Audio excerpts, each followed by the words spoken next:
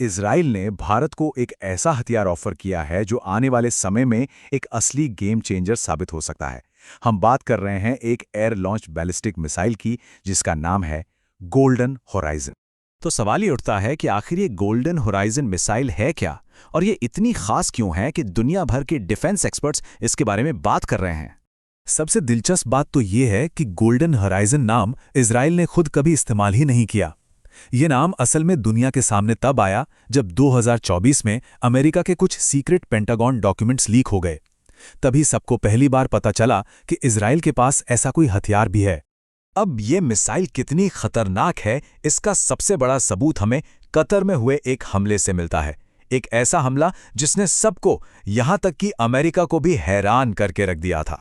हुआ ये कि इस मिसाइल ने करीब 1400 किलोमीटर दूर कतर में एक पिन पॉइंट स्ट्राइक की, और वो भी अमेरिकी निर्मित एडवांस्ड रडार सिस्टम्स को पूरी तरह से चकमा देकर। ये एक ऐसी काबिलियत है जो बहुत ही कम हथियारों में देखने को मिलती है। जरा इसके रास्ते पे गौर कीजिए।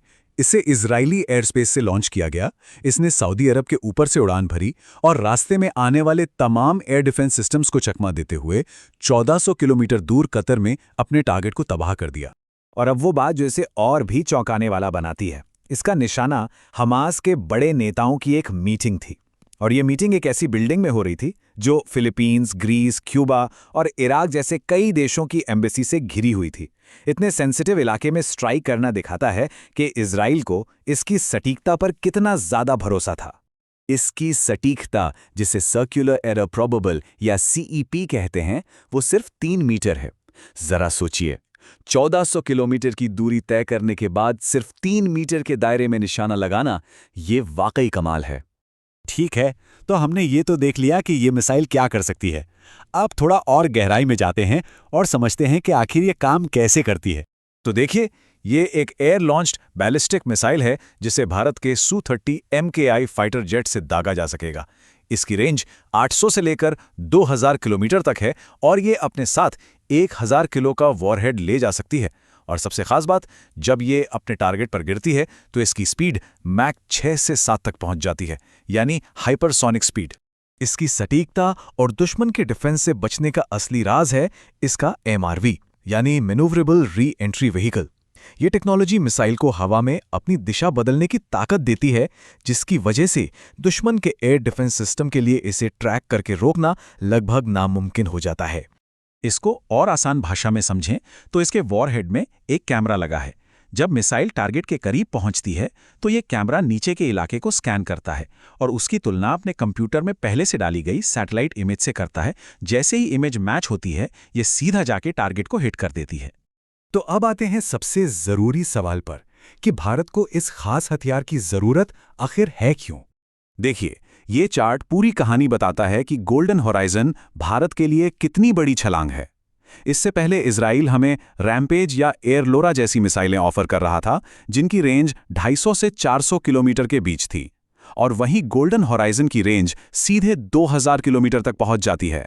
इसका सीधा सीधा मतलब यह है कि अब भारतीय फाइटर जेट्स को पाकिस्तान के अंदर किसी भी हाई वैल्यू टारगेट, जैसे कि कोई कमांड सेंटर या बंकर, को तबाह करने के लिए बॉर्डर पार करने की भी जरूरत नहीं होगी।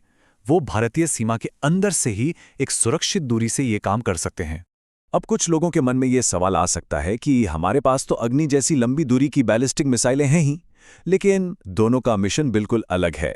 अग्नि मिसाइलें न्यूक्लियर वॉर के लिए हैं, जिनका काम बड़े शहरों को निशाना बनाना होता है और उनकी सटीकता करीब 40 मीटर की होती है।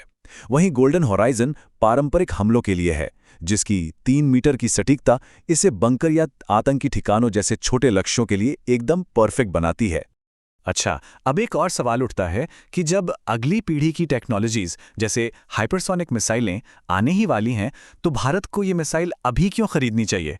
और ये सवाल बिल्कुल जायज़ है। जब पूरी दुनिया हाइपरसोनिक क्रूज मिसाइलों की तरफ बढ़ रही है, तो फिर हम एक बैलिस्टिक मिसाइल में क्यों निवेश करें?